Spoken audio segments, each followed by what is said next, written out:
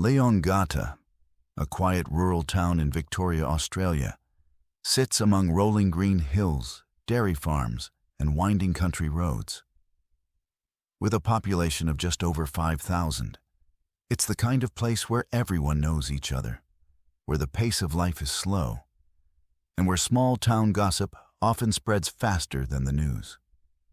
For decades, life here had followed a predictable rhythm, until one weekend lunch in July 2023 changed everything. The lunch was meant to be a friendly gathering.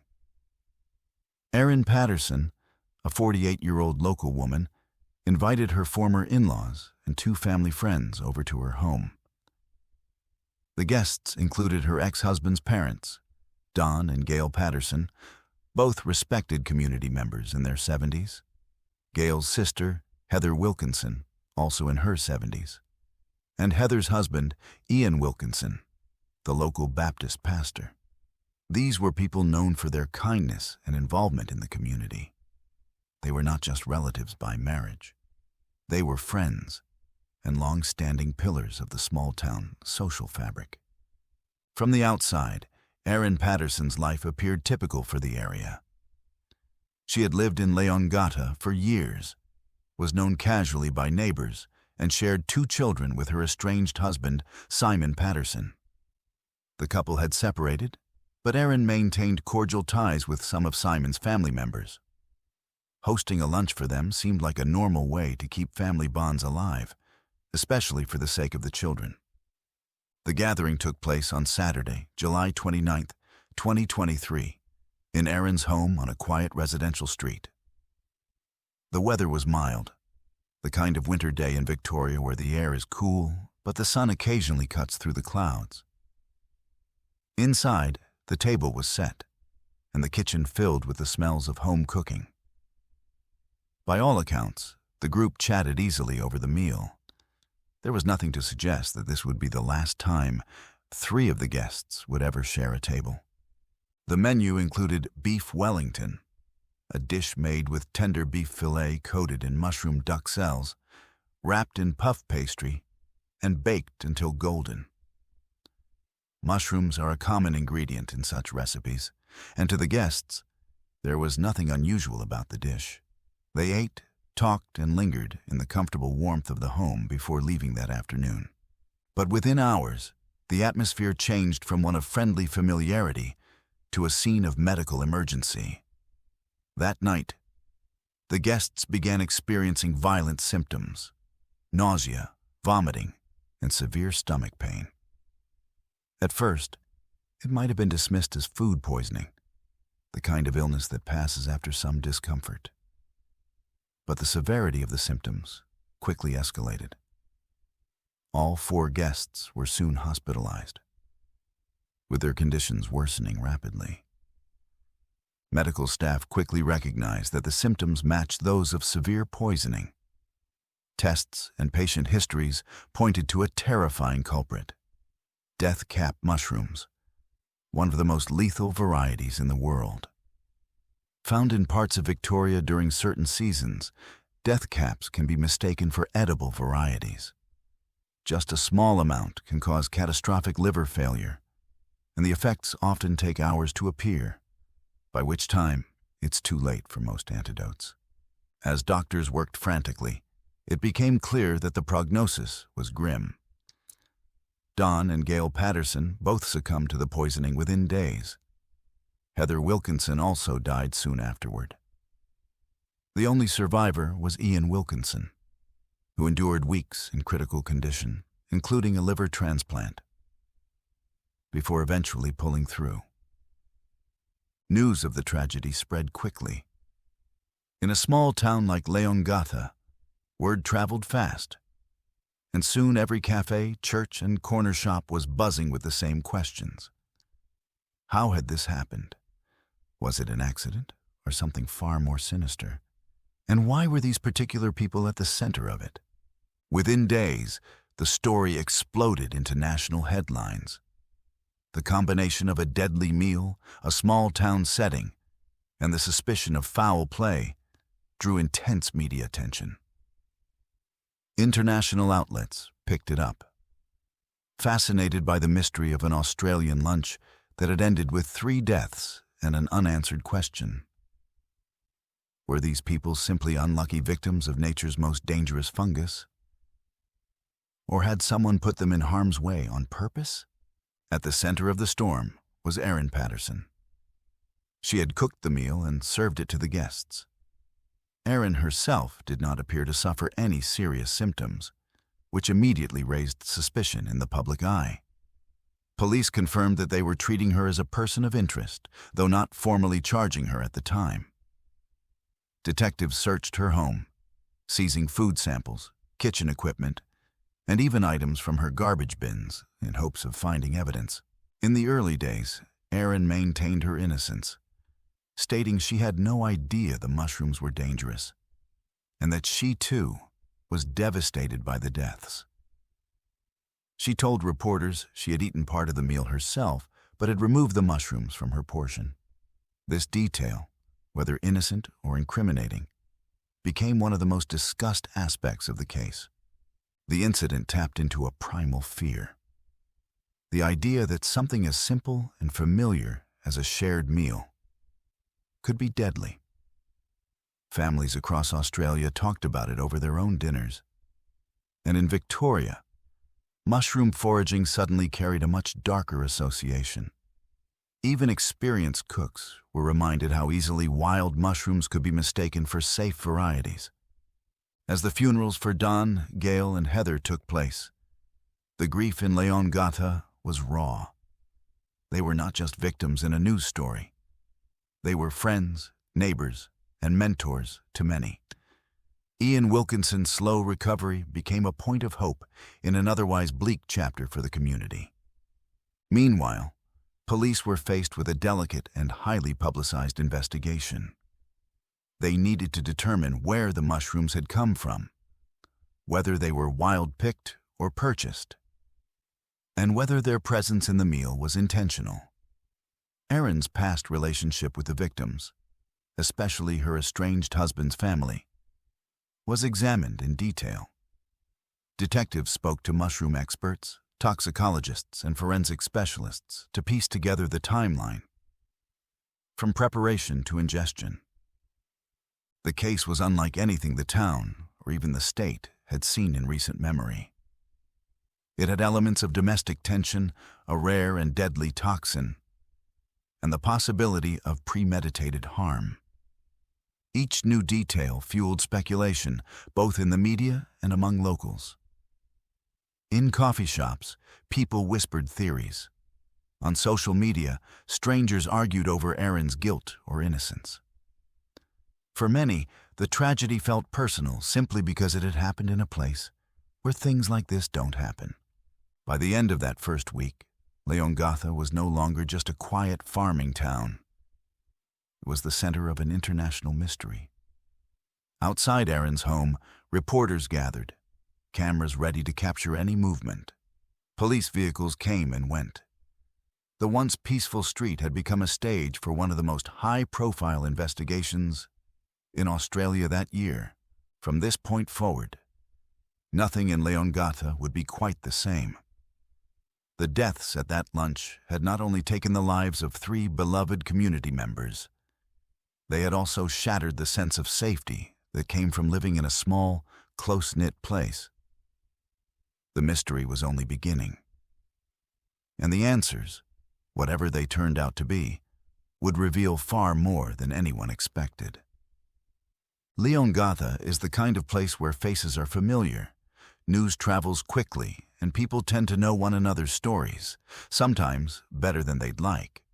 Among the town's population of just over 5,000, Erin Patterson was not a stranger. She had lived in the area for years, building her life within its quiet streets and community gatherings. On the surface, Erin's life appeared unremarkable. A middle-aged mother with ties to local schools, neighborhood events, and extended family scattered throughout the region. But the lunch she hosted in late July 2023 would soon change her name from a casual acquaintance in town to one of the most talked-about women in Australia. Erin's background was not one marked by high drama or public controversy before this incident. Those who knew her described her as intelligent, reserved, and sometimes difficult to read. She had lived in the Leongatha area for most of her adult life, working intermittently while focusing on raising her children. The Patterson family had been known locally, in part because of Erin's then-husband, Simon Patterson, who was involved in community activities and had his own social circle within the town. Erin and Simon's marriage had gone through its share of difficulties, eventually ending in separation. While the two were no longer together at the time of the lunch, they still had children in common, which kept them connected. Divorce in a small town is rarely without ripples. People notice, speculate, and sometimes take sides.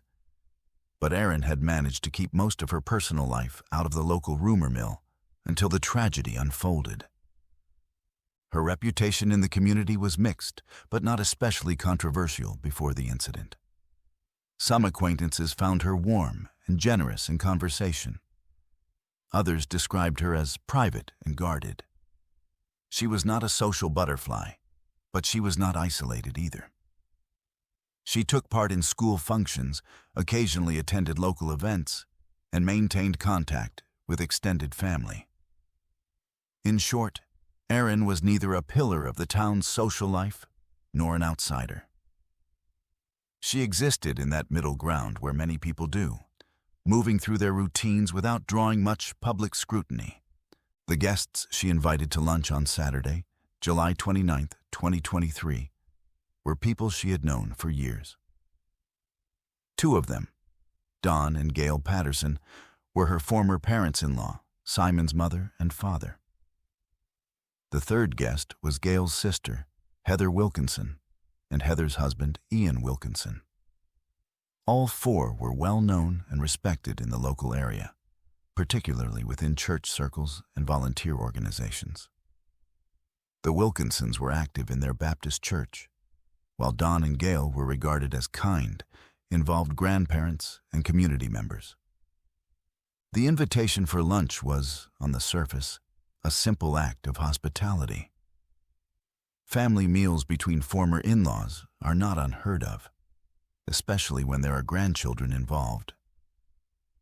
It offered a chance for Erin to reconnect, perhaps smooth over any lingering tensions, and share time together. According to those familiar with the family dynamics, Erin had maintained at least a civil relationship with Don and Gail, despite the separation from Simon.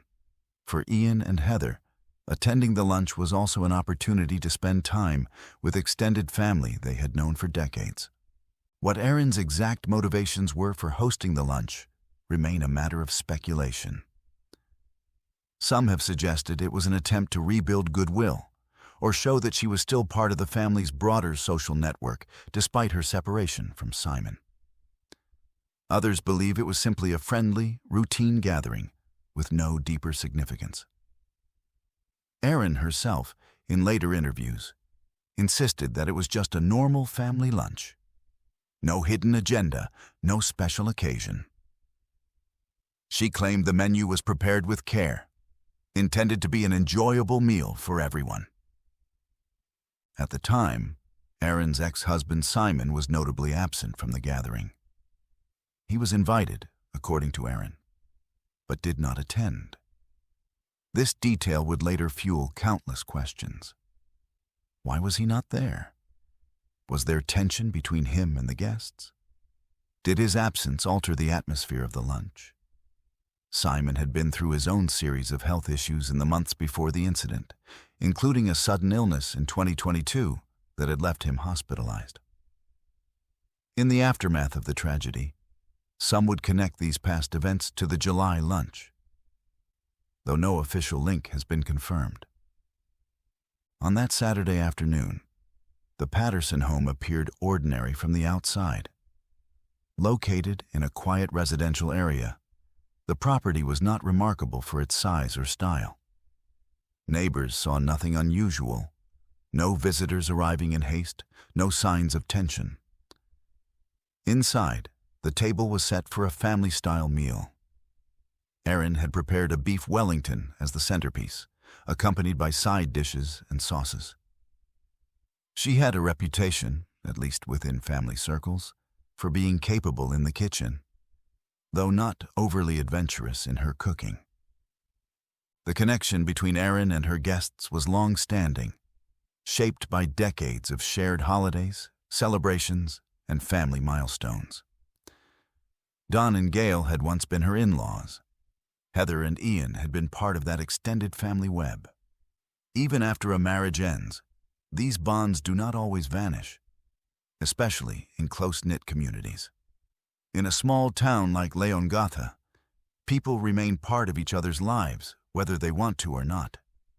Shopping in the same stores, attending the same local events, crossing paths in the same public spaces. For Erin, inviting these 4 people to her home was not a decision likely to raise eyebrows at the time. From the outside, it looked like an act of inclusion, an effort to keep lines of connection open between herself and her children's extended family. There was no indication that anyone expected the afternoon to be anything but cordial. The Wilkinsons and Pattersons were not just former relatives. They were people Erin had known and interacted with for decades. In her own later statements, Erin expressed sadness and confusion about what happened after the meal, maintaining that she had no intention of causing harm to anyone. She claimed that the lunch was planned as a simple get-together, prepared in the spirit of hospitality. But the fact that 3 of the guests would be dead within days, and the 4th critically ill, cast an irreversible shadow over her words. The public would struggle to reconcile the image of a small-town woman hosting a family lunch with the devastating outcome that followed. Erin's place in the community meant that the aftermath was felt not just by those directly involved, but by the broader circle of people who knew her guests, or both. In Leongatha, it was almost impossible to find someone who didn't have at least a passing connection to one of the families affected. That interconnectedness would make the story explode far beyond the town limits, feeding a national media frenzy. At the heart of the tragedy's early stages was the question of intent. Was Erin simply a host whose lunch had gone horribly wrong? Or was there something more sinister behind her invitation? The answer to that question would not come quickly. And in the meantime, the town of Leongatha found itself at the center of a mystery that blurred the line between accident and crime. On the afternoon of Saturday, the 29th of July, 2023, a quiet suburban home in Leongatha became the center of a gathering that was supposed to be warm, familiar, and unremarkable. Erin Patterson, a 48-year-old resident known to many in the community, had arranged a lunch at her property on Perry Street. The guest list was small and personal, consisting entirely of people connected through family ties and shared history. The invitees were Gail and Don Patterson, both in their 70s, respected and well-liked in the area. Don was the brother of Erin's estranged husband, Simon Patterson. His wife, Gail, was known for her kindness and her long-standing involvement in church and community events. Joining them were Heather Wilkinson and her husband, Ian Wilkinson, close family friends who also had deep connections within the same church network. Heather, in her mid-60s, was described as a caring and active member of the community, while Ian, a local Baptist pastor, was recognized for his dedication to his congregation. For Erin, this lunch was not an impromptu event. It was planned in advance, and the reason was both simple and layered: a chance to reconnect with her ex-husband's family. Erin and Simon had been separated for some time, but they shared children, and there remained some level of contact. The lunch would bring together people who had once been part of regular family gatherings. Whether this was meant to smooth over tensions or simply keep some form of relationship intact is unclear. But in a small town like Leongatha, shared meals between relatives were not unusual. The meal. The main dish Erin prepared was beef Wellington, a classic British entree consisting of beef fillet coated with pâté and duck cells, a finely chopped mixture of mushrooms, onions, and herbs, all wrapped in puff pastry and baked. It is a dish that requires both preparation and presentation, making it more elaborate than a simple weekend lunch. According to later reports, Erin's version of the meal included mushrooms that she had purchased from a local source. The type of mushrooms became the most scrutinized detail of the entire case. What had been presented as a culinary centerpiece soon became the suspected cause of tragedy. Investigators and toxicologists would later focus on whether the mushrooms included the deadly death cap variety, Amanita phalloides, one of the most toxic mushrooms in the world. Death caps closely resemble some edible varieties, but contain potent toxins that can cause liver failure and death, even in small amounts. The gathering. The lunch started without any sign of the catastrophe that was about to unfold. Guests were seated in Erin's dining area, eating and talking as one might expect during a family get-together. There was reportedly no immediate sign that anything was wrong with the food. The beef Wellington was served in generous slices, accompanied by side dishes, and finished with dessert. For those present, the setting was comfortable. These were people who knew one another well, not strangers brought together by chance. Conversations touched on everyday matters, family updates, community news, and casual recollections. There was no tension apparent, no outward sign that anything unusual was about to happen. The first signs, the first symptoms began several hours after the guests had left Erin's home. By that evening, all 4 visitors began feeling unwell. The symptoms were consistent among them: severe stomach pain, vomiting, and diarrhea. At first, such symptoms could have been mistaken for food poisoning from bacteria or undercooked meat. However, they escalated quickly, becoming more intense and persistent. By the following day, Sunday, all 4 were in critical condition and sought medical help. They were taken to local hospitals, then transferred to larger facilities equipped to handle acute liver failure. The similarity in their conditions immediately caught the attention of medical staff. This was not a case of mild foodborne illness. This was something far more dangerous: escalation of the medical emergency. Within days, the situation worsened dramatically. Gail and Don Patterson, along with Heather Wilkinson, deteriorated rapidly. Despite intensive treatment, including attempts to manage the damage to their livers, all 3 died within a week of the lunch. Ian Wilkinson, the only survivor, was left in a critical state and required a liver transplant to save his life. The timeline of these medical outcomes was crucial for investigators. Death cap mushroom poisoning typically follows a pattern: an initial gastrointestinal phase, a deceptive period of apparent improvement, and then the onset of severe liver and kidney damage. The symptoms described by the victims and the rapid decline in their health matched the immediate this pattern aftermath. closely. As the news of multiple deaths linked to a single lunch spread, the story quickly moved beyond Leongatha. National media in Australia began covering the case extensively, and international outlets soon followed. The image of a small-town lunch ending in multiple fatalities was shocking, and the detail about suspected poisonous mushrooms added a chilling element that drew public attention worldwide. Police and health authorities launched a joint investigation, centering on the preparation of the beef Wellington. Detectives visited Erin's home, searching for leftovers, food preparation materials, and anything else that could provide a clue to what had happened. Toxicologists examined the food samples to determine if the mushrooms in the dish were indeed death caps.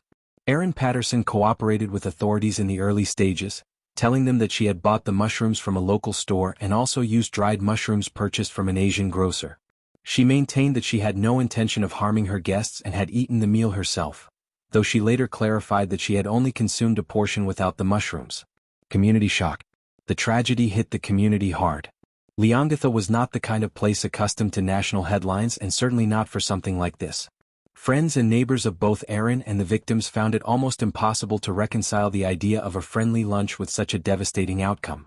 For those who knew the guests, the loss was deeply personal. 3 respected members of the community, 2 from the same family, were gone in the span of a week.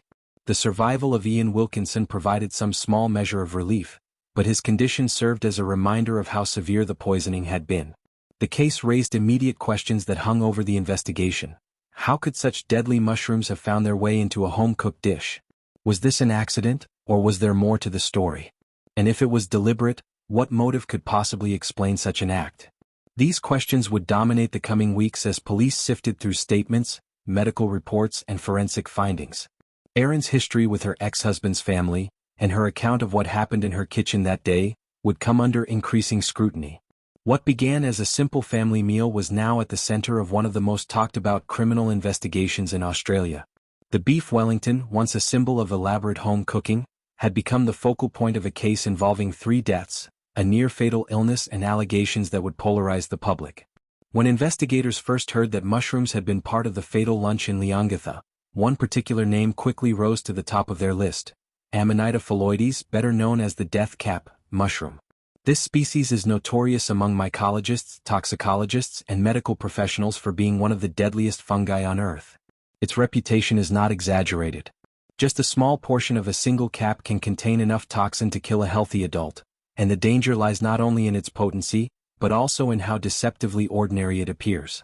The appearance of a killer. The death cap mushroom does not advertise its lethal properties through bright colors or menacing shapes. Instead, it looks much like an edible mushroom that could be purchased at a grocery store. The cap is usually pale green to yellowish in color, sometimes fading to off-white, and ranges between 5 to 15 centimeters in diameter. Its surface is smooth, often with a slight sheen when fresh. Underneath the cap, white gills radiate outward from a sturdy, pale stem. At the base, concealed beneath soil and leaf litter, lies a telltale feature: a sac-like structure called the vulva, which is an identifying trait of many deadly Amanita species. But for the untrained eye, this feature can be missed entirely, especially when the mushroom is picked without care or when only parts of it are collected. To an amateur forager, Amanita phalloides might resemble edible varieties such as the straw mushroom, Volvariella vulvacea, or the field mushroom, Agaricus campestris. This similarity has led to countless accidental poisonings around the world, particularly among those unfamiliar with local fungal species. The toxin within. The danger of the death cap comes from a group of toxins known as amatoxins, primarily alpha-amanitin. These compounds target the liver and kidneys, binding to and disabling an enzyme critical for protein production inside cells. Without this enzyme, cells, especially those in the liver, begin to die, leading to massive organ failure. One of the most treacherous aspects of amatoxin poisoning is the delayed onset of symptoms. After ingestion, a person may feel fine for 6 to 12 hours, giving a false sense of safety. But once symptoms appear, they typically begin with severe abdominal pain, vomiting, and diarrhea. These symptoms can last for a day or 2, after which patients may seem to recover. This is the second, deceptive phase. While they appear to be improving, the toxins are silently destroying their liver and kidneys. By the time jaundice, confusion, or bleeding disorders set in, the damage is often irreversible without a liver transplant. Where and how it grows. Amanita phalloides is not native to Australia. It originated in Europe, where it is commonly associated with oak and other broadleaf trees.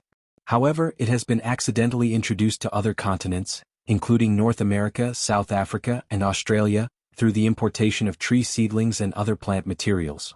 In Australia, death cap mushrooms are most commonly found in the Canberra region, particularly under imported oak trees planted in urban and suburban areas.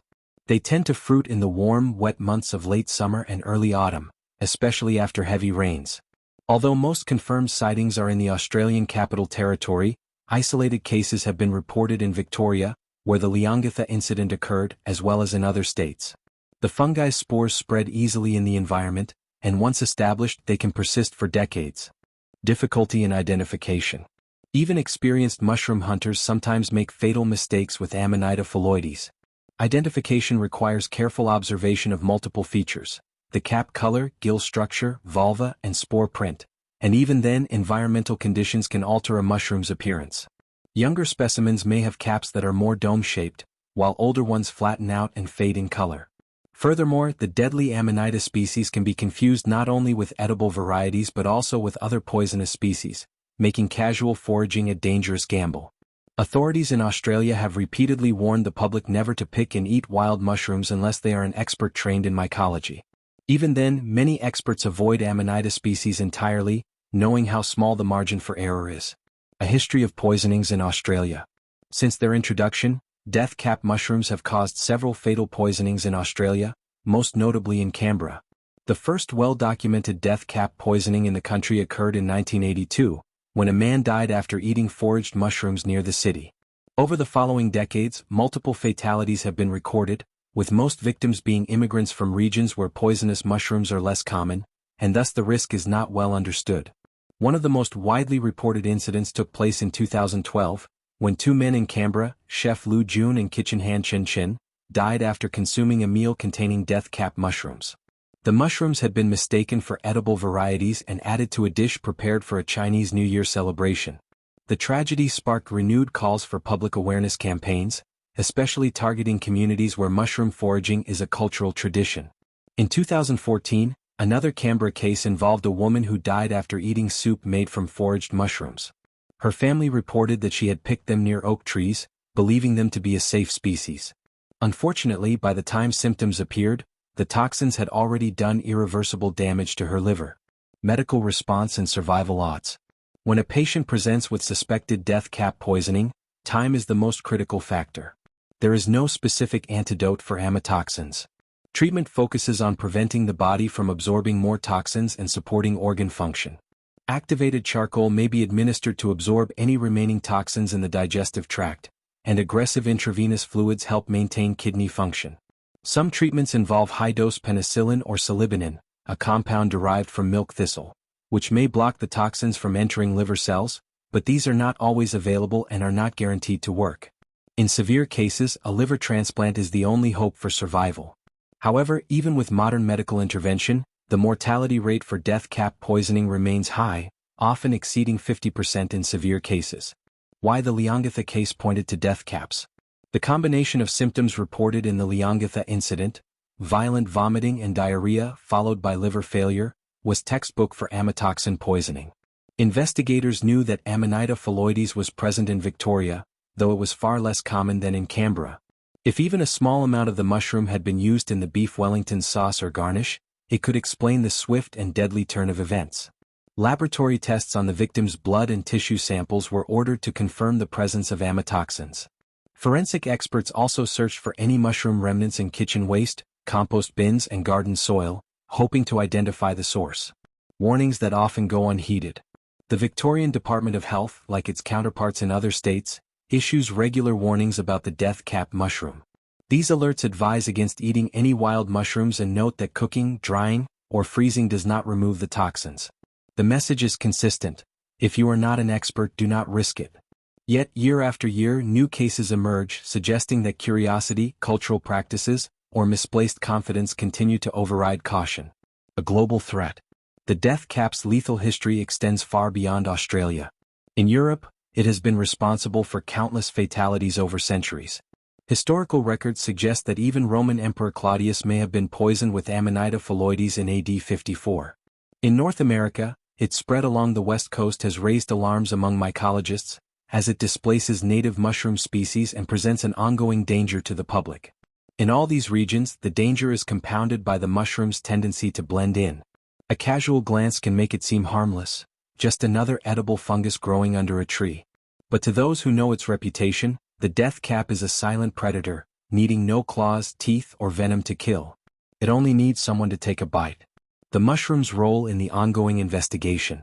For investigators in Leongatha, the possibility that Amanita phalloides had made its way into Erin Patterson's kitchen raised urgent questions. Where would she have obtained it? Was it knowingly included in the meal, or was it an innocent mistake? Could it have been misidentified by someone else and passed along? These questions would drive much of the forensic inquiry in the weeks that followed. One fact was clear: if the death cap was indeed responsible, the tragedy in Leongatha was not just another food poisoning incident. It would be one of the rare but devastating examples of how a single mushroom could destroy lives, shatter families, and send shockwaves through an entire community. The Sunday lunch in Leongatha had been meant to be a pleasant gathering among friends, a chance to share food, conversation, and warmth. But within hours, it became a medical emergency of the gravest kind. Sunday evening, first signs of trouble. By early evening on July 29, 2023, each of the four guests, Gail and Don Patterson, Heather Wilkinson, and her husband Ian, began feeling unwell. It started subtly: stomach cramps, nausea, and a general sense of malaise. At first, they might have attributed it to a minor case of food poisoning. But the symptoms quickly escalated. Within hours, they were doubled over in pain, vomiting repeatedly, and unable to keep fluids down. The Pattersons, both in their 70s, were long-standing members of the Courtroom community, well known and respected. Heather and Ian Wilkinson were equally familiar faces, Heather a devoted church member, Ian the local Baptist pastor. They had all shared countless meals before, but never one with consequences like this. The first hospital admission. Late that night, the group was brought to Leongatha Hospital. Medical staff began initial treatment for suspected gastroenteritis, standard for patients presenting with severe vomiting and diarrhea after a shared meal. But within a few hours, doctors noticed something deeply concerning. The patients were deteriorating rapidly, far faster than typical bacterial food poisoning cases. Their dehydration was extreme. Their blood tests showed alarming liver enzyme levels. The pattern of organ stress suggested something more sinister: the possibility of toxic mushroom ingestion. In rural Victoria, doctors are trained to recognize such scenarios, but it remains a rare occurrence. The transfer to a larger facility. By Monday morning, their conditions had worsened so significantly that all four were transferred to larger hospitals with intensive care facilities.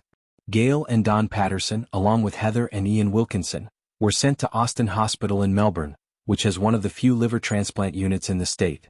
The diagnosis: death cap poisoning. Doctors quickly confirmed the suspicion. Symptoms matched Amanita phalloides poisoning, the so-called death cap mushroom. The toxin, amatoxin, attacks the liver and kidneys with relentless efficiency. The danger lies in its delayed symptoms. By the time nausea and vomiting appear, the toxin has already begun to cause irreversible organ damage. Treatment options are limited. There is no known antidote. Care focuses on hydration, attempts to flush the toxin from the system, and in severe cases, liver transplantation. For 3 of the patients, the toxin load was already overwhelming. The decline of the Pattersons and Heather Wilkinson. Over the next 48 hours, the Pattersons and Heather Wilkinson showed signs of acute liver failure.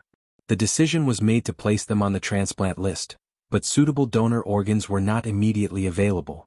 Doctors worked around the clock, administering supportive care, but the damage was too advanced. On Friday, August 4th, Gail Patterson passed away. She was 70 years old. Just hours later, her husband Don, aged 70, died as well. Heather Wilkinson, 66, survived for 2 more days before succumbing to the same fate on Sunday, August 6th. Each death was a blow not only to their families but to the wider Courtroom community, which had just begun to comprehend the horror of what had happened. Ian Wilkinson's struggle for life. Ian Wilkinson's case was different. Though critically ill, his body responded slightly better to treatment. He was placed in an induced coma to minimize stress on his organs while doctors worked to stabilize his liver function. Family members and church congregants kept vigil, their prayers and messages flooding social media. By mid-August, Ian began showing signs of recovery. His liver function stabilized enough to remove him from the transplant list. Slowly he was brought out of the coma. His first moments awake were marked by confusion, not only because of his ordeal but because he had to be told that his wife Heather had died. The hospital scene. The corridors of Austin Hospital during that first week were filled with quiet urgency. Nurses moved quickly but spoke in hushed tones. Specialists in toxicology, gastroenterology, and critical care convened repeatedly to review lab results and treatment protocols. It was a rare, high-stakes situation. For patients from the same small town, all poisoned by one shared meal. For the families, the hospital became a place where time felt suspended. Days blurred into nights, the rhythm dictated by visiting hours and medical updates. For those who lost loved ones, grief mixed with shock. The idea that a home-cooked lunch could lead to multiple deaths felt almost impossible to process. Community reaction. News of the poisoning spread quickly through Courtroom and the surrounding areas. This was not the kind of tragedy that could be kept quiet. The tight-knit nature of the community meant almost everyone knew the victims personally. The church congregation rallied, providing meals, childcare, and emotional support for relatives. The tragedy also sent ripples of fear through the wider public. Many began questioning how such a dangerous mushroom could end up in a home kitchen, and whether it could be mistaken for edible varieties. Mushroom foraging, already a niche activity, came under intense scrutiny, a case that drew national attention. By the time the second and third deaths were announced, the story had become national news in Australia. Headlines were blunt: 3 dead after mushroom lunch. Television crews set up outside the hospitals and in Courtroom, eager for updates. While police maintained a cautious approach, they confirmed they were treating the case as suspicious. The focus, however, remained, at least publicly, on the medical battle unfolding inside hospital walls. Ian Wilkinson's fight to survive became a focal point, a fragile thread of hope in a story dominated by loss. Aftermath. When Ian was finally discharged in late September, it marked the end of an extraordinary chapter in Victoria's medical history. But for him, the return home was bittersweet. He was alive, but the life he returned to was irrevocably changed. 3 empty chairs now stood as a reminder of that winter lunch, and of how quickly an ordinary day could descend into tragedy.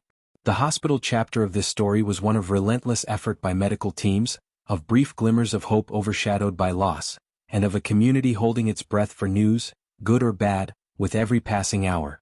By the time the funerals were held for Heather, Gail, and Don Patterson, the case had already drawn the full attention of the Victoria Police Homicide Squad. The tragic lunch in the small town of Leongatha was no longer just a mystery, it was now a suspected triple homicide. Detectives faced the task of piecing together the chain of events, from the moment the guests sat down to eat to the devastating consequences days later. Initial police involvement. The police were first formally notified when hospital staff treating the 4 lunch guests flagged the possibility of food poisoning from a dangerous mushroom species. The sudden onset of severe symptoms, followed by rapid liver deterioration in multiple patients, was an alarming pattern. Medical professionals suspected Amanita phalloides, commonly known as the death cap mushroom, and promptly passed this concern to the authorities.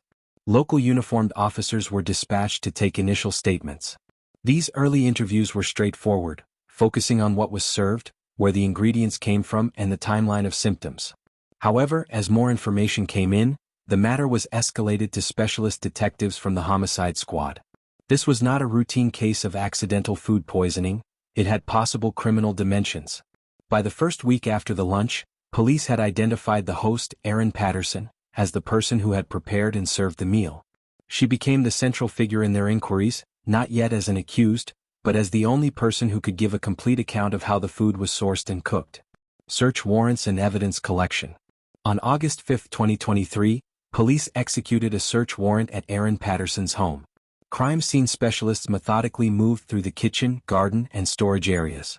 They collected cooking utensils, chopping boards, and pots that may have been used in preparing the meal.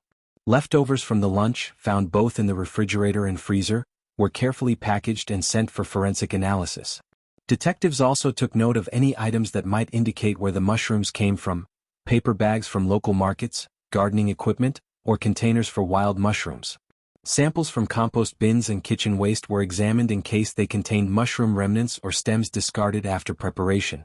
In addition to physical evidence, police seized Erin's electronic devices, including her mobile phone and laptop.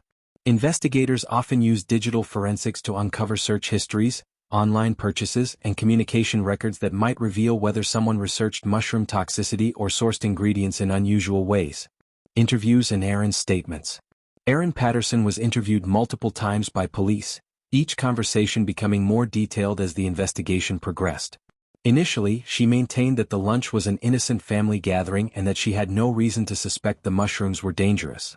She told police she had bought a mixture of mushrooms from a local Asian grocery store and a supermarket, and that she also used dried mushrooms she had in her pantry.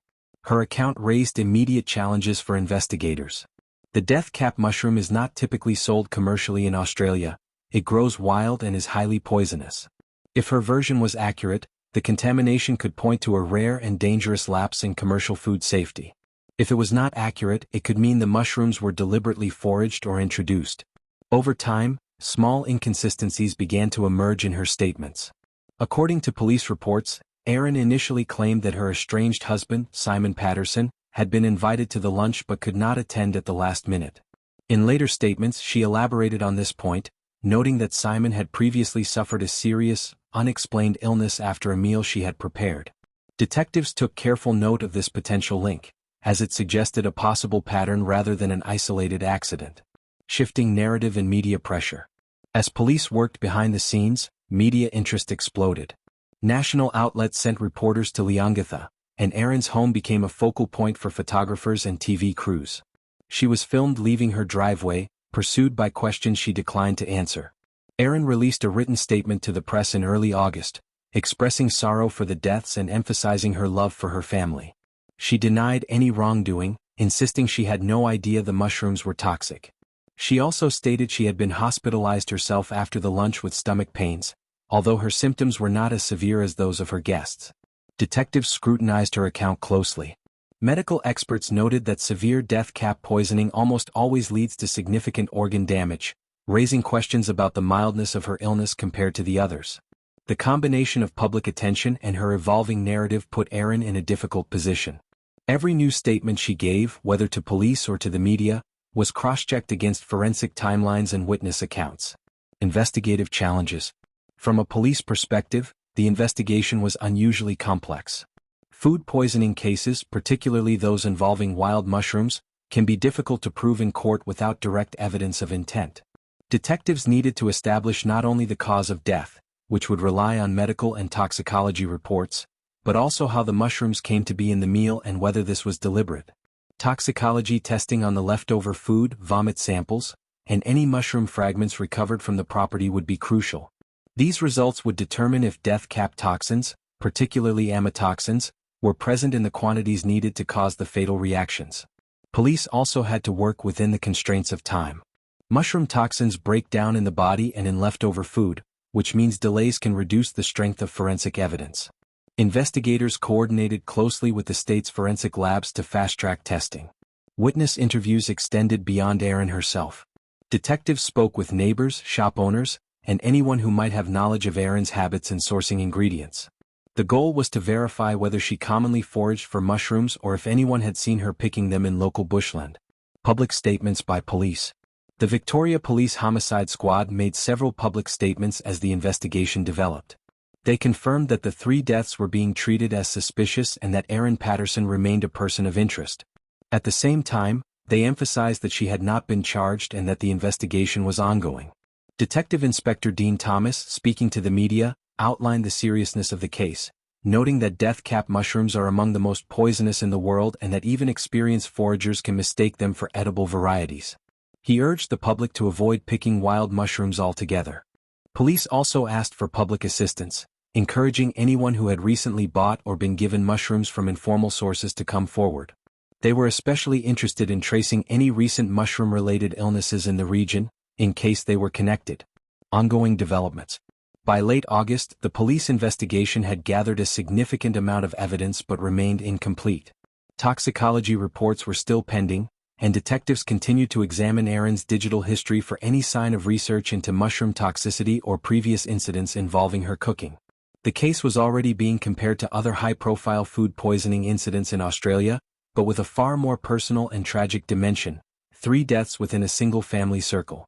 As the months wore on, Erin's status in the community changed drastically. She went from being a relatively private resident of a small town to one of the most scrutinized figures in the country. Each development in the police investigation was followed closely by the media and public alike, keeping the case in the national spotlight. For the detectives, the challenge was clear: to separate rumor and speculation from provable facts, and to build a case that could withstand the intense public interest and the high evidentiary bar required in a homicide prosecution. The deaths of Heather, Gail, and Don Patterson had already devastated their families. Now, the slow, methodical work of the police aimed to determine whether these deaths were the result of a tragic accident, an act of gross negligence, or something far more deliberate. The answers and the future of the case depended on what investigators could prove in the months ahead. After the initial shock of the mushroom poisoning swept through the small Victorian community, Erin Patterson found herself at the center of one of the most scrutinized police investigations in recent Australian history. By now, her name and face had been plastered across news outlets, with reporters eager for her side of the story. Under intense public curiosity, Erin decided to speak, though the details she provided would only raise further questions. First, public statements. Erin's initial interactions with the media came cautiously. In the early days following the incident, she declined interviews, telling reporters gathered outside her home that she was devastated and still processing what had happened.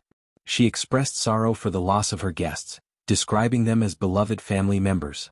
Her voice trembled in some clips, while in others she appeared guarded, choosing her words carefully.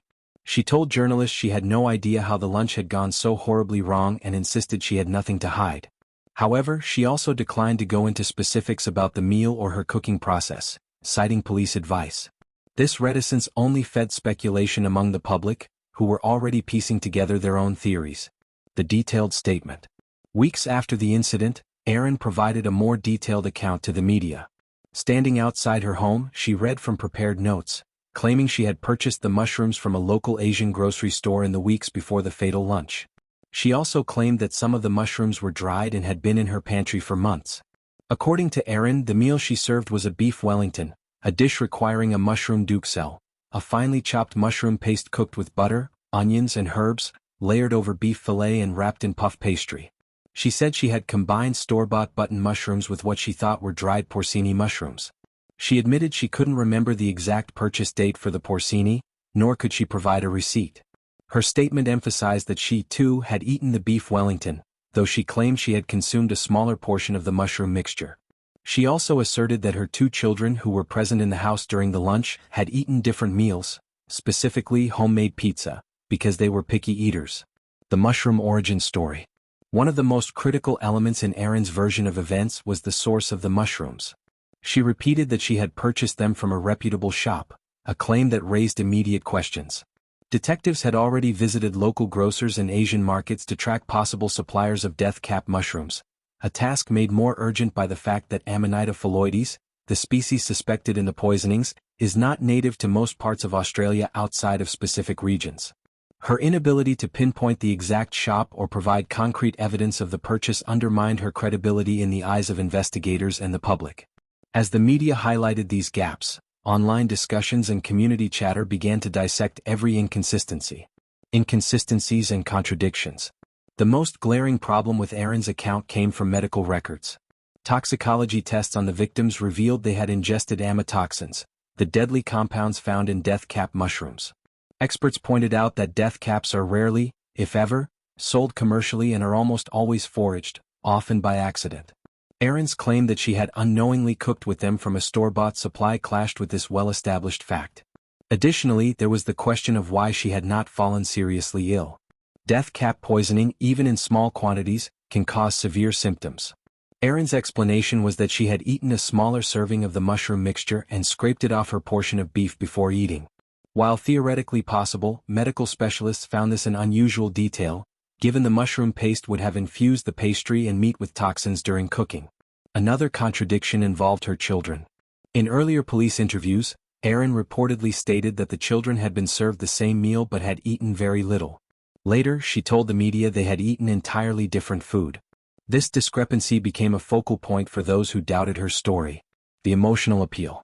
In her prepared statement, Erin also attempted to frame herself as another victim in the tragedy. She said she was mourning the loss of her in-laws and the other guest, describing them as some of the best people I've ever known. She said the incident had left her feeling destroyed and broken. This emotional framing did not have the desired effect. While some sympathized with her visible distress, many others felt it was a performance aimed at deflecting suspicion.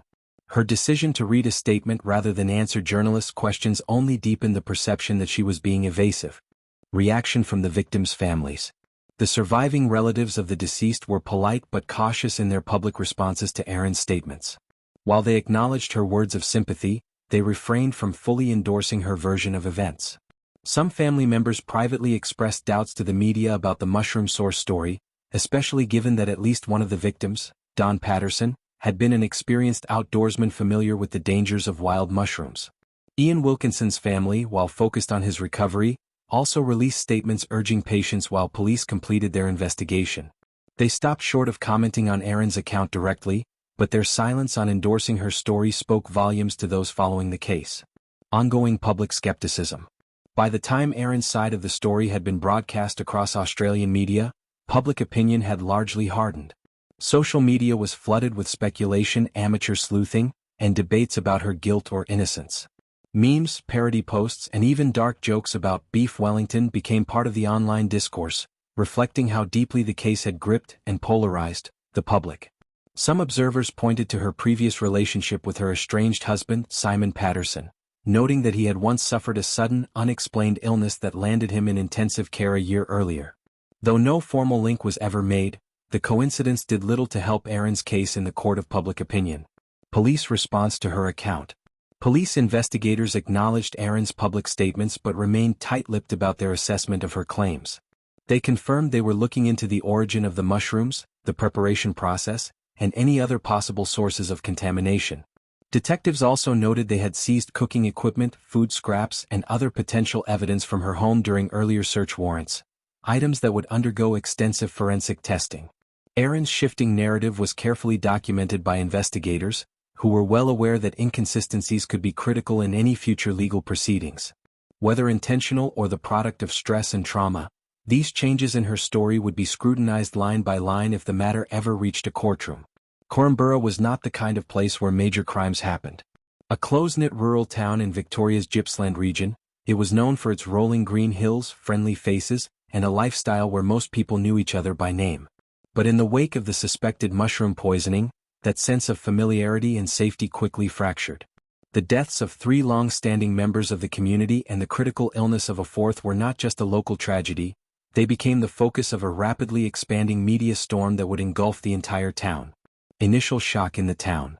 The immediate reaction within Courtroom was disbelief. The victims, Gail and Don Patterson, along with Heather and Ian Wilkinson, were well known and respected in the area. They were active in their church, local charities, and social events. News that 3 of them had died after a simple family lunch was difficult for locals to comprehend. At first, the community rallied around Erin Patterson, offering sympathy and support, assuming it was a terrible, unforeseeable accident. However, as days passed and police announced they were treating the incident as suspicious, the tone in town began to shift. The idea that these deaths could have been deliberate was deeply unsettling, and whispers began circulating in local cafes, shops, and workplaces. The arrival of the media. Courtroom quickly became the epicenter of a media circus. Television crews, newspaper journalists, and radio hosts descended on the small town, looking for any scrap of information or eyewitness accounts. Vans with satellite dishes parked near the town center. Photographers stood on street corners hoping to capture candid shots of Erin Patterson or surviving family members. National news outlets led with the story every night, highlighting both the bizarre nature of the suspected mushroom poisoning and the mystery surrounding how the deadly fungi ended up in the meal. International media soon picked it up, fascinated by the mix of rural innocence, death, and a potentially sinister plot. Locals were divided on how to respond.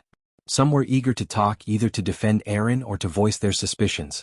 Others avoided reporters altogether, worried about saying something that could affect the investigation, or draw unwanted attention to themselves. Social media speculation.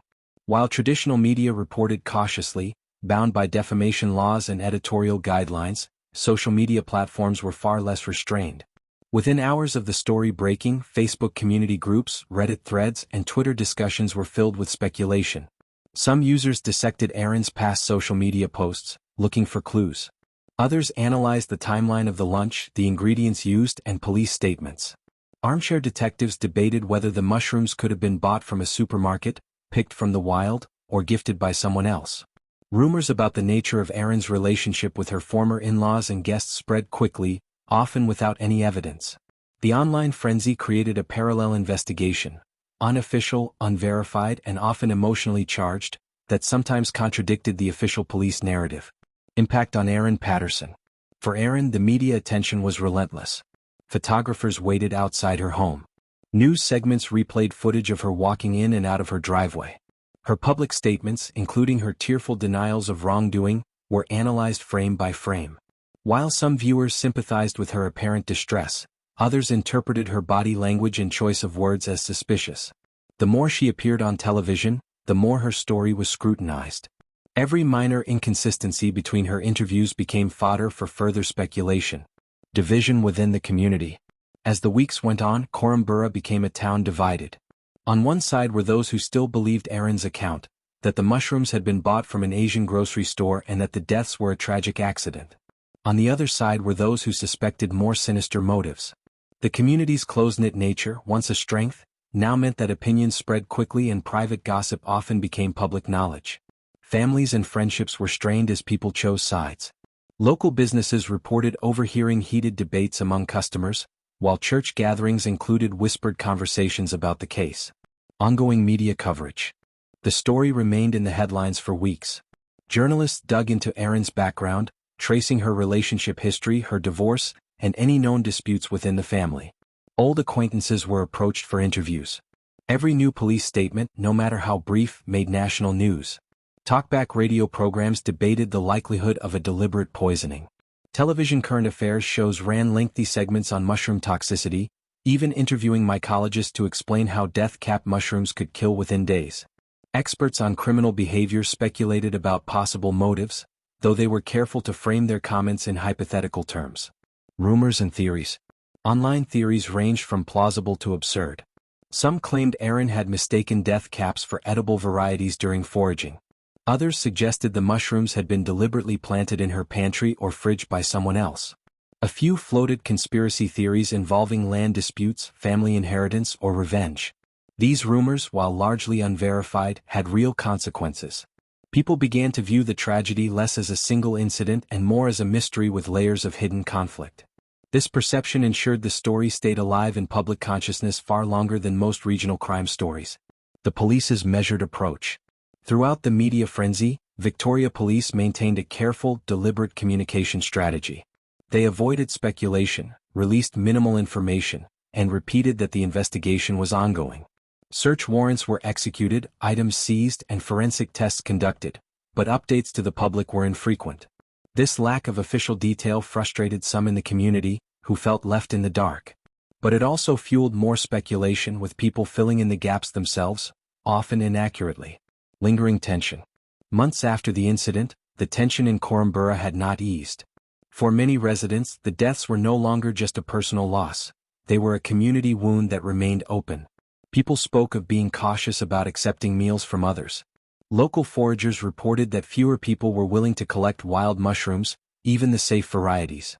The presence of the media gradually decreased, but the case still loomed over the town.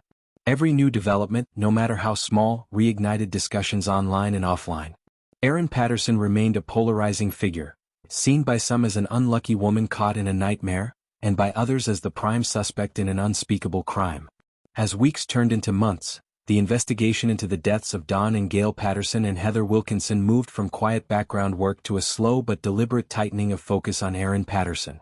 Police in Victoria had learned from past complex cases that building a homicide prosecution, particularly one involving suspected food poisoning, required a careful, methodical approach. The case was no longer just a strange tragedy involving a shared meal. By late 2023, it was officially being treated as a suspected triple murder. Behind the scenes, building the case. From the outset, detectives from the homicide squad had been working closely with forensic specialists, food toxicologists, and prosecutors from the Office of Public Prosecutions. While public updates were scarce, insiders later confirmed that the investigation was one of the most resource-intensive the region had seen in years. The key challenge was proving intent. It was one thing to link the symptoms and autopsy results to Amanita phalloides, the deadly death-cap mushroom, but another to prove that Erin knowingly served them to her guests. Investigators had already taken possession of Erin's food dehydrator, seized from a nearby waste facility after she allegedly dumped it. They also collected samples from her kitchen, garden, and pantry, sending them to specialist labs for testing. Witness interviews continued. Detectives re-interviewed family members, neighbors, local shop owners, and even mushroom foraging experts. They pieced together a timeline of where the ingredients for the ill-fated meal might have come from. According to multiple sources, investigators also reviewed CCTV footage from local supermarkets and specialty stores, searching for any evidence of Erin purchasing fresh mushrooms prior to the lunch. A gradual shift in police tone. In the weeks immediately following the tragedy, police spokespeople had been careful in their language. They referred to Erin as a person of interest, but avoided calling her a suspect. As months went by, that caution gave way to more direct acknowledgement that she was at the center of their inquiry. By mid-2023, the public messaging had shifted. Officers stated plainly that they were investigating the deaths as suspicious and that Erin was the only known focus of the case. At the same time, Erin's relationship with investigators reportedly became strained. In her earlier statements, she had expressed cooperation and a desire to clear her name. But as the media coverage intensified and police interest deepened, she began limiting what she said publicly. Friends later described her as feeling trapped by a narrative she believed was being built against her. The breakthrough moment. The turning point came in late October 2023. Police executed a more extensive search warrant at Erin's Leongatha home. Unlike earlier visits, which had focused on collecting food items and kitchen equipment, this time officers carried out a full forensic sweep. They removed electronic devices, including computers and mobile phones, as well as handwritten notes and personal diaries. The goal was to find any material that could shed light on Erin's intentions before the lunch. Behind closed doors, forensic analysis of the dehydrator and other items reportedly revealed microscopic traces of Amanita phalloides. While this evidence would not be officially confirmed until court proceedings, it gave investigators the confidence they needed to escalate the case from a coroner's inquest preparation to a criminal prosecution. The arrest. On November 2, 2023, the investigation reached its most dramatic moment. In the early hours of the morning, uniformed officers and detectives arrived at Erin's home. A small group of neighbors witnessed the scene, police vehicles blocking the driveway, officers entering the property, and Erin being led out in handcuffs. She was transported directly to Wonthaggi Police Station, where she was formally interviewed under caution. By mid-morning, Victoria Police issued a press release. Erin Patterson had been arrested and charged with 3 counts of murder and 5 counts of attempted murder. The attempted murder charges related to prior incidents involving her estranged husband, Simon Patterson, who had reportedly suffered a sudden and severe illness in 2022. Investigators now believed there could be a pattern connecting his past illness to the fatal lunch. Public and media reaction. The arrest triggered a renewed media frenzy. Television crews set up outside the police station, and online news outlets ran headline banners announcing the breakthrough. For the small community of Leongatha and nearby Corumbura, the news was both a relief and a shock. Many residents had speculated privately for months about Erin's possible role, but seeing murder charges laid made the situation far more real. Social media lit up instantly. Some posts expressed satisfaction that the case was finally moving forward, while others cautioned against rushing to judgment before a trial. Erin's supporters pointed to her repeated claims of innocence and suggested that the police might be acting under public pressure. Her critics argued that the arrest was long overdue. First court appearance. That same afternoon, Erin Patterson was brought before the Latrobe Valley Magistrates Court for a brief procedural hearing. She appeared calm but visibly tense, wearing a plain jumper and minimal makeup. Her lawyer indicated that she would be applying for bail at a later date, but given the seriousness of the charges, she would remain in custody for the time being. Prosecutors outlined their preliminary case, that Erin had intentionally served a meal containing death-cap mushrooms to her former in-laws and their friends, knowing the extreme toxicity of the fungus.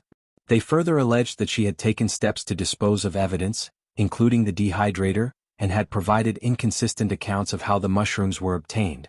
The defense reserved its position, stating that Erin would contest the charges and that the full story would emerge in due course. The magistrate ordered her remanded in custody and set a date for the next hearing, which would involve a more detailed presentation of the evidence. The legal road ahead. Erin's arrest marked the end of the investigation phase but the beginning of a lengthy legal process. In high-profile murder cases involving complex forensic evidence, it is common for months, or even years, to pass before a trial begins. Prosecutors would now work to compile a complete brief of evidence, including forensic reports, toxicology results, witness statements, and expert testimony on mushroom toxicity. The defense would have the opportunity to examine all of this material, seek its own expert opinions, and challenge the admissibility of certain pieces of evidence. Given the unusual nature of the alleged crime, both sides were expected to rely heavily on specialist witnesses, from mycologists to forensic pathologists. Lingering questions. Even with charges filed, many unanswered questions remained in the public's mind. Was the lunch truly a calculated act of murder, or could it have been a catastrophic accident compounded by panicked decisions afterward? What role, if any, did Erin's personal history and strained relationships play in the events of that day? And how would a jury react to a case built on a foodborne toxin rather than a more conventional weapon? For the families of the victims, the arrest was a significant step toward justice, but it also reopened wounds. Relatives spoke cautiously to the press, expressing hope for closure while acknowledging that the legal process would be emotionally exhausting. By the end of that day, Erin Patterson was no longer just the central figure in a mystery that had captivated Australia. She was a formally accused triple murderer awaiting trial. The community, the media, and the legal system now braced for the next phase of a case that was as unsettling as it was unprecedented. By the time Erin Patterson's trial officially began, the case had already cemented itself as one of the most discussed criminal proceedings in Australia in recent memory. The public had followed every twist, from the first media reports about a fatal family lunch to Erin's arrest, and now the courtroom had become the focal point for both legal developments and lingering mysteries.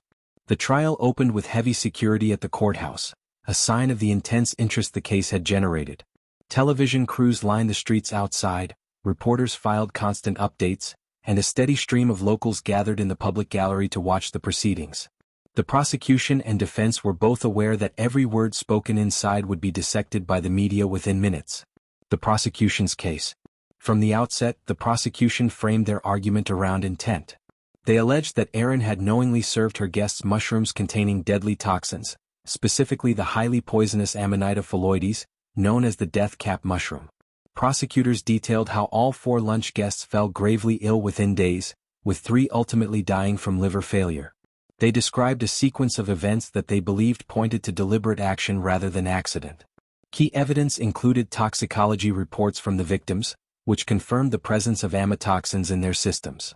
Forensic analysis of leftover food from the lunch also tested positive for the same deadly compound. Investigators presented testimony from medical experts who explained that death cap mushrooms have no safe preparation method. Cooking or boiling does not neutralize their toxins. The prosecution also emphasized Erin's inconsistent statements in the weeks following the incident. Police records showed she initially claimed the mushrooms were purchased from a major supermarket, then later said they came from an Asian grocery store, and at another point suggested they might have been picked from the wild. These shifting accounts, the prosecutors argued, undermined her credibility and suggested she was trying to obscure the truth. Varieties, such as the Asian straw mushroom, especially by inexperienced foragers. He stressed that people without formal training should never attempt to identify wild mushrooms for consumption. Doctors echoed that advice, urging Australians to avoid foraging altogether unless guided by a qualified expert. Poison specialists pointed out that even a small bite of a death cap can be fatal, and symptoms may not appear until hours later, by which time irreversible organ damage has begun. Medical experts also took the opportunity to explain what happens during a poisoning. In the first stage, patients may experience stomach cramps, vomiting, and diarrhea. This may seem like food poisoning and can temporarily improve, giving a false sense of recovery. But the toxins are still attacking the liver and kidneys, and without swift hospital intervention, the outcome can be fatal. Treatments are limited, with liver transplants sometimes being the only chance of survival. Impact on public perception. The shock of the Erin Patterson case made people reconsider casual foraging. News outlets ran interviews with families who admitted they had picked and eaten mushrooms from their gardens in the past, unaware of the risks. Social media users began posting pictures of mushrooms they spotted, asking for help identifying them. While experts warned against relying on online identifications, which can be dangerously inaccurate, it showed just how much the public conversation had shifted. Local councils began placing warning signs in parks and green spaces known to host death caps. In Canberra, where death caps are particularly common, officials reissued long-standing seasonal warnings, reminding residents not to touch or handle any unidentified mushrooms. Government and community initiatives. The public health response ramped up quickly. The Victorian Department of Health released updated guidelines, reminding the public that no reliable home tests exist to determine mushroom safety. The message was simple: if you didn't buy it from a supermarket or licensed supplier, don't eat it. In some areas, councils started educational campaigns. Flyers, social media posts, and community workshops were organized to teach people about mushroom dangers. In schools, science classes used the mushroom case as a real-world example of how misidentification can have deadly consequences. For professional chefs and restaurants, the incident prompted renewed scrutiny of food sources. While commercial mushroom farming is safe, any supplier using foraged mushrooms now face stricter vetting. Food safety authorities urged restaurants to confirm the origin of all wild mushroom dishes and to consider removing them from menus during the death cap season. Role of the media in spreading awareness. The media's role was twofold. On one hand, coverage of the Erin Patterson case naturally drew public interest through its mystery and legal drama. On the other hand, it became a platform for spreading crucial safety information. News bulletins included interviews with toxicologists, step-by-step visuals of how death caps differ from edible varieties, and reminders of the symptoms of poisoning. Social media also amplified the warnings. Hashtags like #DeathCapWarning and #MushroomSafety trended on Australian Twitter and Instagram. People shared personal stories of near misses, creating a sense of urgency and realism that official warnings sometimes lack. Debunking myths. Part of the awareness campaign involved dismantling long-standing myths. Some people believed that poisonous mushrooms would taste bad, darken silver spoons during cooking, or be safe if boiled thoroughly. Experts emphasized that none of these folk tests work. The toxins are invisible, tasteless, and heat-resistant. Another myth was that only foraging in remote forests posed a risk. In reality, death caps often grow in suburban areas, especially near oak trees which were introduced from Europe and brought the fungus with them. Many Australians were surprised to learn that the world's deadliest mushroom could be growing just meters from their front doors. Long-term changes in behavior. While it remains to be seen whether the Erin Patterson case will have a lasting impact, early signs suggest it has changed attitudes. Foragers who once relied on personal experience or family tradition are now seeking professional identification or sticking to commercially grown mushrooms. Community groups focused on mushroom hunting are promoting safety guidelines more prominently. Some state governments are considering stronger regulations on wild mushroom sales at markets.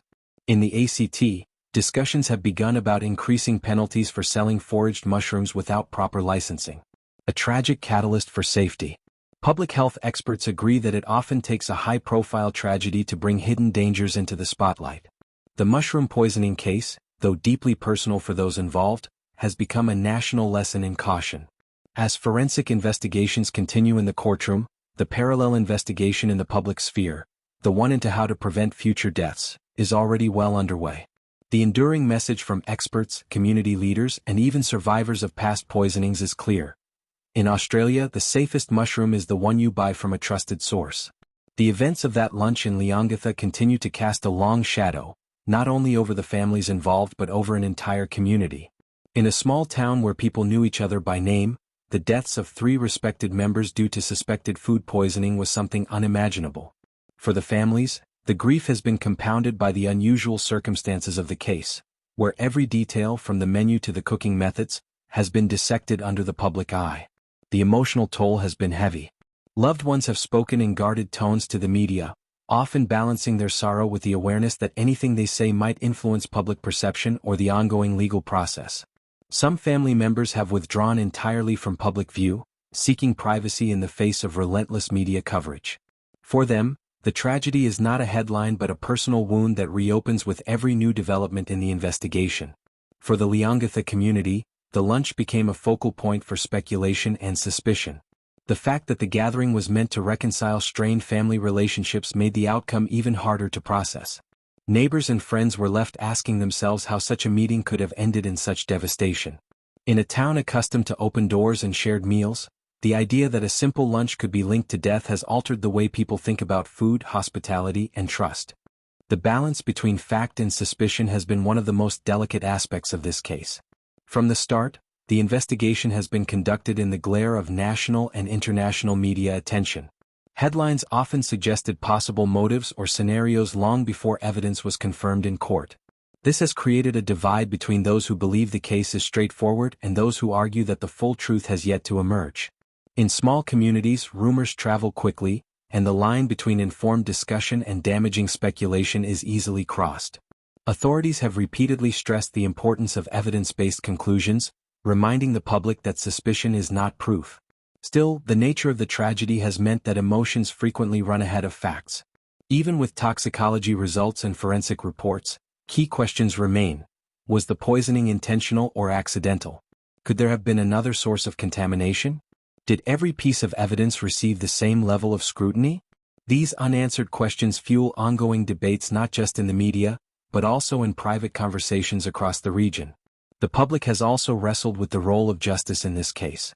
Some have expressed frustration at the length of the legal process, while others believe that thoroughness is more important than speed. There is a recognition that in cases involving rare forms of poisoning, every detail matters, and rushing to judgment could undermine the integrity of the outcome. At the same time, the families of the deceased are left waiting for closure, navigating their grief in an environment where the cause of that grief is constantly under discussion. Media coverage has been both a source of information and a point of contention. For many, the case has been their first deep exposure to the specifics of mushroom toxicity, forensic toxicology, and the complexity of criminal investigations involving food. However, the intensity of the coverage has also meant that those directly involved have lived under a constant spotlight, with cameras and questions following them in moments of vulnerability. The line between public interest and intrusion has been tested repeatedly. In the broader Australian public, the tragedy has had a lasting cultural impact. Conversations about wild mushroom foraging, food safety, and the risks of unfamiliar ingredients have become more common. Even those far removed from Leongatha now think twice before accepting foraged food or consuming dishes made from ingredients they cannot identify. The case has shown how quickly a private family event can become a national cautionary tale. For legal and forensic professionals, the case serves as a reminder of how evidence must be handled in complex food-related incidents. Unlike many criminal cases, mushroom poisoning investigations rely on a combination of medical science, environmental study, and careful reconstruction of events. Every stage, from identifying the species to tracing how it entered the food, requires precision and expertise. The fact that so much attention has been paid to the specifics of this lunch underlines how high the stakes are when the outcome involves multiple fatalities. For the community, healing will take time. Even if the court delivers a clear verdict, the shared trauma of the event will not fade quickly. In small towns, everyone is connected in some way, and the tragedy has left emotional scars that reach beyond the immediate families. Some friendships have fractured under the strain of differing opinions about what happened. Others have grown closer, finding comfort in mutual support. The case has also prompted deeper reflection on the balance between justice and compassion. While the law must determine responsibility based on evidence, the human element, grief, fear, and the desire for closure, cannot be ignored. The tragedy in Leongatha was not only about the loss of life but about the shattering of trust within a family and a community. As the final chapter of the legal process approaches, one thing is certain. This case will be remembered not just for its rare and shocking circumstances, but for the conversations it sparked about safety, trust, and the fine line between truth and suspicion. Whether the unanswered questions will ever be fully resolved remains to be seen. For those left behind, the lunch in Leongatha is not a story to be closed but a reality they must live with, carrying both the memory of their loved ones and the mystery of what truly happened that day.